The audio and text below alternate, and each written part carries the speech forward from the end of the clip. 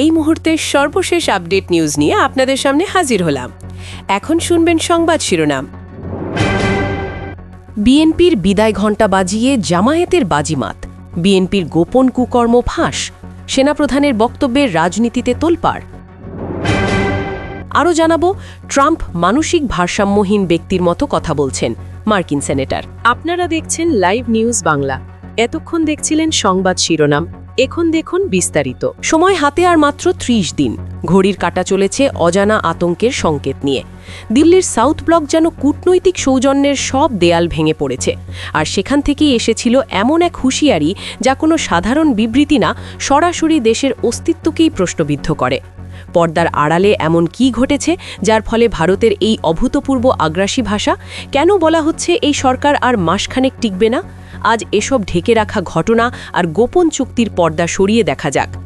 দক্ষিণ এশিয়ার রাজনীতির দাবার বোর্ডে কদিন ধরেই অদ্ভুত কিছু পদক্ষেপ চলেছে, যা সাধারণ মানুষের ভাবনারও বাইরে। বাংলাদেশের সরকার বদলের পর থেকেই দিল্লিতে শুরু হয়েছিল গোপন পথচলা। ভারতের শীর্ষ নেতার সাম্প্রতিক মন্তব্য দুনিয়া জুড়ে আলোড়ন তুলেছে। তার দাবি, তারেক রহমানের ক্ষমতায় ওঠার পেছনে ছিল দিল্লির পাকা হাত। তবে সবকিছু গড়ে উঠেছিল কিছু না কাটা চুক্তির ওপর, কিন্তু সেই সমঝোতা এখন মাঠে মৃত, বাস্তবে ভেঙে গেছে। জাতীয় নিরাপত্তা উপদেষ্টা অজিত দোভাল, যাকে অনেকেই বলেন দক্ষিণ এশীয় রাজনীতির মাথামুন্ডু, তার সাথেই নাকি হয়েছিল গোপন আলোচনা। গোয়েন্দা তথ্য বলছে, তারেক রহমান দেশে ফিরেই যখন বিজয়ের পথে যান, তখন ভারত ৩টি সাফ শর্ত দিয়েছিল। প্রথমত, বাংলাদেশের মাটিতে কোনোভাবেই ভারতের উত্তর পূর্বাঞ্চলের বিচ্ছিন্নতাবাদীরা আশ্রয় পাবে না। দ্বিতীয়, বাংলাদেশের রাজনীতিতে সবাইকে ফেরাতে হবে। সহজ ভাষায়, আওয়ামী লীগের ওপরে থাকা সব নিষেধাজ্ঞা তুলে নিতে হবে। আর তৃতীয়, জামায়াতের মতো দলকে কোনোভাবেই ক্ষমতার আশেপাশে ঘেঁষতে দেয়া যাবে না। এসব শর্ত মেনেই ভারত তারেকের পথ খুলে দিয়েছিল। কিন্তু তারেক রহমান প্রধানমন্ত্রী হওয়ার পর পুরনো সব চেহারা বদলে যাচ্ছে। দিল্লির সাফ কথা, এটা শুধু নীতির বাঁক না, বরং অবিশ্বাস আর বিশ্বাসঘাতকতারও প্রতিচ্ছবি। ভারত বলছে, প্রধানমন্ত্রী হওয়ার পর থেকেই প্রতিশ্রুতি মাঠে নেই। উপরন্তু জামায়াতকে মন্ত্রিসভায় দেখার গুঞ্জন চলছে। আইসিটি ট্রাইব্যুনালের ব্যবস্থা নিয়ে শেখ হাসিনাকে দেশে ফেরানোর তোড়জোড়ও নাকি নতুন মাত্রা পেয়েছে। ভারতের চোখে এটা বড় ধরনের বিশ্বাসঘাতকতা। পুরনো ক্ষত ভুলেনি দিল্লি, যাদের ২০০৪-এর অভিজ্ঞতা এখনও পোড়ায়। তাই সরকারের বয়স পুরো ১ মাসও না যেতেই দিল্লির ধৈর্য শেষ। এখন তারেক রহমানের প্রতিটি নাটকীয় সিদ্ধান্ত দিল্লিতে সন্দেহ নিয়ে দেখা হচ্ছে।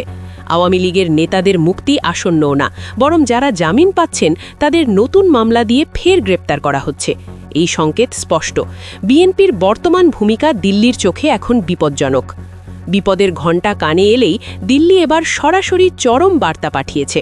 কোনো বিশেষ দূত বা গোল টেবিল নয়, মুখোমুখি বৈঠকে। অজিত ডোভাল টেবিলের ওপারে বসিয়ে বাংলাদেশি গোয়েন্দা কর্মকর্তা ও নীতি নির্ধারকদের ১ মাসের চূড়ান্ত আল্টিমেটাম দিয়েছেন। বলেই দিয়েছেন, ১ মাসের মধ্যে আওয়ামী লীগের ওপর সব রাজনৈতিক নিষেধাজ্ঞা তুলতে হবে। আইসিটি ট্রাইব্যুনালের সেই অধ্যাদেশগুলোও বাতিল করতে হবে, যেগুলোর ধারায় শেখ হাসিনাকে দেশে এনে বিচারের মুখোমুখি করার পরিকল্পনা চলছে। ভারতের কথাটা এতটাই স্পষ্ট, ১ মাসের মধ্যে কিছু না হলে ওদের স্বার্থ রক্ষায় ভারত যথাযথ পদক্ষেপ নিতে পিছপা হবে না। বাংলাদেশে ভারতীয় সেনা নামবে না, এটা নিশ্চিতভাবে কেউ বলতে পারে? এই খেলাটা যতদিন যাচ্ছে ততই ভয়ঙ্কর হয়ে উঠছে। দিল্লি এবার অন্যরকমভাবে সাজিয়েছে স্ক্রিপ্ট। পুরো কাহিনী জানতে হলে আমাদের চ্যানেলে চোখ রাখুন। আমরা কোথাও পিছু হটব না। এখন প্রশ্ন, তারেক রহমানের এই আচরণ দিল্লির জন্য নতুন কিছু? ২০০৪ সালের বিশ্বাসঘাতকতার অতীত আবার ফিরে এসেছে। দিল্লির ধারণা, প্রধানমন্ত্রী হলে ভারতের দেওয়া ৩টে শর্তে তারেক রাজি হয়েছিলেন। এখন একে একে সব ছুঁড়ে ফেলছেন। তিনি একদিকে জামায়াতকে মন্ত্রিসভায় জায়গা দেওয়ার স্বপ্ন দেখাচ্ছেন, অন্যদিকে আওয়ামী লীগকে নিষিদ্ধ করার চেষ্টা করছেন। দিল্লির কূটনীতিকরা বলছেন, এটাই আসল বিশ্বাসঘাতকতা। যেখানে এক ইনক্লুসিভ রাজনীতির কথা হয়েছিল, সেখানে এখনও কেন আওয়ামী লীগ নেতাদের আইসিটি ট্রাইব্যুনালের চোখরাঙানি দেখানো হচ্ছে? দিল্লি এজন্যই এতটা কঠিন। বিএনপির এখন অবস্থা এক কথায় খারাপ। একদিকে দেশের মানুষের রাগ, অন্যদিকে দিল্লির সঙ্গে করা গোপন চুক্তির ভার। ঠিক এই ফাঁকে আমেরিকা নিজের খেলা খেলছে না তো? আমেরিকার স্বার্থে বাংলাদেশকে সারা জীবন ধরে রাখার কৌশল কি চলছে? দিল্লির দক্ষিণ ব্লক এই প্রশ্ন এখন জোরে তুলছে, আর ভারত তা স্পষ্ট মনে করিয়ে দিচ্ছে। ৭১-এ আমেরিকার হুমকি উপেক্ষা করেই ভারতীয় সেনা বাংলাদেশের স্বাধীনতা এনেছিল। আজকের দিনে ভারতীয় উত্তর পূর্বাঞ্চলে গোলযোগ বাড়লে অথবা বাংলাদেশে পাকিস্তানের ভাবধারার কোনো মৌলবাদী শক্তি মাথাচাড়া দিলে ভারত আবারও ব্যবস্থা নেবে। তারা অপেক্ষা করবে না।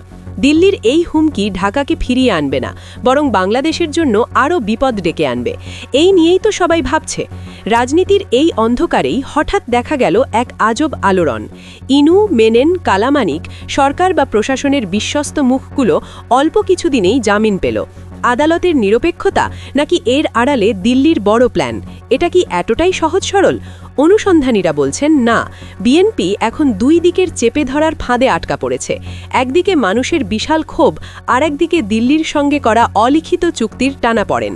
এই জামিনগুলো সেই গোপন ডিলেরই শুরু। ভারতকে দেওয়া প্রতিশ্রুতি রাখতে গিয়েই একে একে ছেড়ে দেওয়া হচ্ছে জুলাই গণহত্যার কুশীলবদের। আইনের শাসন বা কোনো উদারতার ছিটে ফোঁটা নেই এখানে। সব কিছুই সাজানো হবু মাস্টার প্ল্যান, ক্ষমতার গদি বাঁচাতে তৈরি লোক দেখানো নাটক। সবচেয়ে বড় প্রশ্নটা থেকেই যায়, সরকার কি তাহলে ১৪০০ শহীদ আর ৩০০ আহত জুলাই সেনার আত্মত্যাগকে ভুলেই গেল? বাংলাদেশ আজ যে মাটিতে দাঁড়িয়ে, তাদের রক্তকে কি এভাবে দিল্লির খুশি রাখতে বিসর্জন দেবে? হাসিনার ভয়ঙ্কর পরিণতির কথা কি তারেক রহমানের সরকার এত সহজে বেমালুম ভুলে গেল? ভারতের তুষ্টির জন্য জাতীয় মানবাধিকার কমিশনের অধ্যাদেশ, গুম প্রতিরোধ আইন, সুপ্রিম কোর্টে বিচারক নিয়োগের মতো স্পর্শকাতর বিষয় বাতিল করতে এত ব্যস্ততার কারণটাই বাকি। জামায়াত আজ অদ্ভুতভাবে চুপচাপ, সরকারের গণবিরোধী কাজকর্মের নীরব সমর্থক। মানুষের ভোট তো তাদের ছিল জনগণের পাশে দাঁড়ানোর জন্য, কিন্তু ভেতরে ভেতরে তারা আপোষের গ্যাড়াকলে গিয়ে কি করছে? সরকারের জুলাই বিরোধী অবস্থান যখন স্পষ্ট হচ্ছে, তখন জামায়াতের এই রহস্যময় নীরবতা কেন? ইতিহাস বরাবরই কঠোর।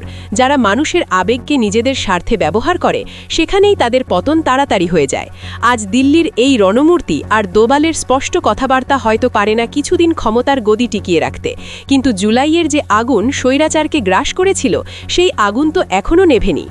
এই আবহে দেশের সার্বভৌমত্ব নিয়ে এবার সেনাপ্রধান সোজা হুঁশিয়ারি দিলেন। বললেন, বাংলাদেশের স্বাধীনতা, ভৌগোলিক অখণ্ডতা নিয়ে কোনো হুমকি সহ্য করা হবে না। দেশের অন্দরেই বিদেশি হস্তক্ষেপ হলে সেনাবাহিনী কঠিনভাবে প্রতিরোধ করবে। এটাই এখনও সব পক্ষের উদ্দেশ্যে কড়া সতর্কবাণী।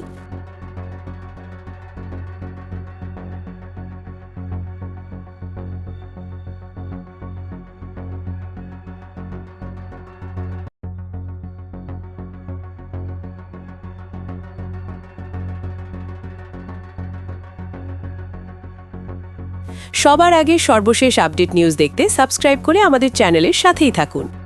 আমাদের নিউজ ভালো লাগলে লাইক, কমেন্টস ও শেয়ার করুন। ধন্যবাদ সকলকে।